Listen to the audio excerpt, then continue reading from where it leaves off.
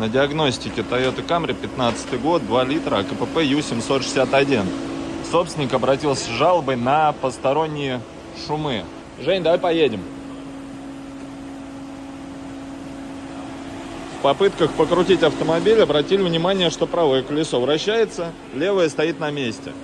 При этом колесный диск горячий. На правом колесе диск холодный. Нейтраль включил. Попытки провернуть колесо не удаются. Заклинил левый тормозной суппорт на переднем колесе. Диск горячий по сравнению с правым.